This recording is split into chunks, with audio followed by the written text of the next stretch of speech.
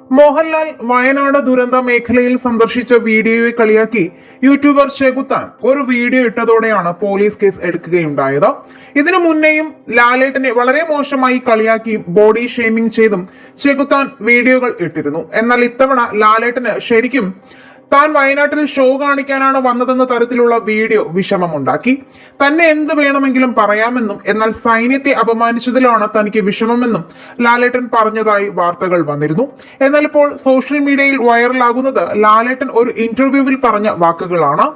ഇതിൽ നിന്നും ലാലേട്ടൻ ആരെയും പേടിച്ചിട്ടല്ല, പോട്ടെന്ന് കരുതി വെറുതെ വിടുന്നതാണെന്ന് എല്ലാവർക്കും മനസ്സിലാകും. എന്റെ ജീവിതത്തിന്റെ ഏതാണ്ട് പകുതിയിൽ കൂടുതൽ കഴിഞ്ഞു.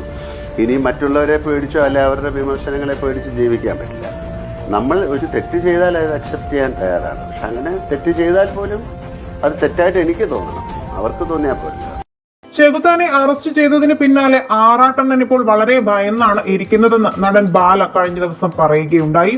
ആറാട്ടണ്ണനെയും ഇതുപോലെ അകത്താക്കണമെന്നാണ് ബാലയുടെ പ്രതികരണം. എന്തായാലും ലാലേട്ടന്റെ ക്ഷമാശീലമാണ് സോഷ്യൽ മീഡിയയിൽ ചർച്ച. ഇത്രയും വർഷമായി അദ്ദേഹത്തെ വളരെ മോശമായി കാണിച്ചതിൽ വലിയ പങ്കാണ് ചെകുത്താനുള്ളത്. ഈ വിഷയത്തിൽ നിങ്ങളുടെ അഭിപ്രായങ്ങൾ മടിക്കാതെ കമന്റ് ചെയ്യുക. വീഡിയോ ലൈക്ക്, ഷെയർ ചെയ്യാനും ചാനൽ സബ്സ്ക്രൈബ് ചെയ്തൊന്ന് സപ്പോർട്ട് ചെയ്യാനും മറക്കല്ലേ ഫ്രണ്ട്സ്.